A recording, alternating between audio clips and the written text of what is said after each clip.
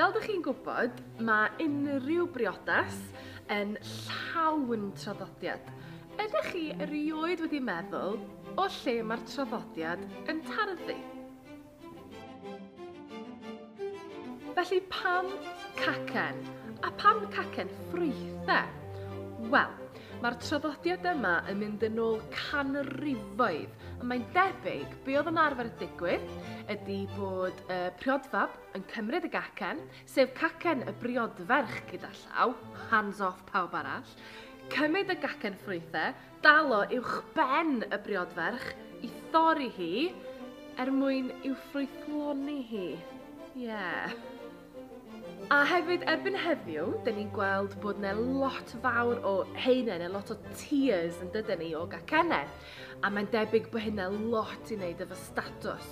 Y talad i'r gacen, yr ucha ydy'r statws.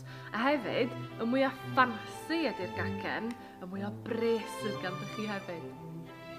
Dyn ni'n meddwl am gacen priodas fel cacen wen, a mae hynny oherwydd lliw ffrog y briodferch. Felly pam bod y ffrog yn wen?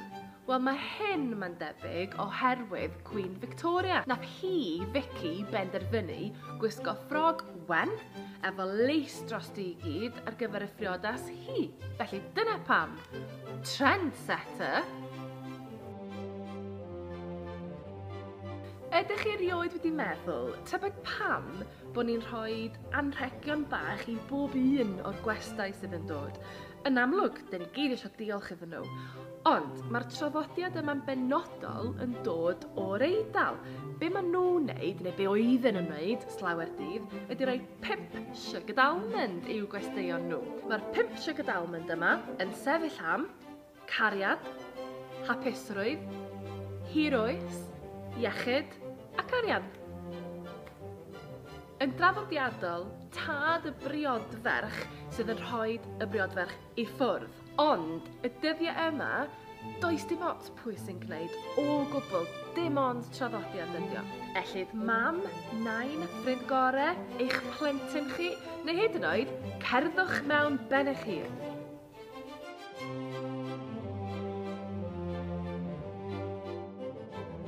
Yn draddodiadol yma yng Nghymru beth bynnag, mae pobl yn priodi mewn capel neu eglwys. Dyddiau yma, mae yna llwythi o opsiynau ar gael, heblaw am y darn cyfreithiol. Mae'r rhaid i hwnnw fod mewn lle cyfreithiol. Wedyn be fedrwch chi'n neud ydy cynnal y seremoni yn answyddogol yn unrhyw le ydych chi isio, wedi cael ei arwain gan unrhyw un ydych chi isio. Gwnewch eich gwaith ymchwil a gnewch beth sy'n iawn i chi. Does dim rhaid i chi wneud dim byd ydych chi ddim eisiau gwneud. Yr unig darn sydd yn rhaid ilw i chi wneud ydy'r darn priodi yn gyfreithiol ac arwyddo'r gofrestr. Fel arall, byddwch yn driw i chi'ch hunain a joiwch.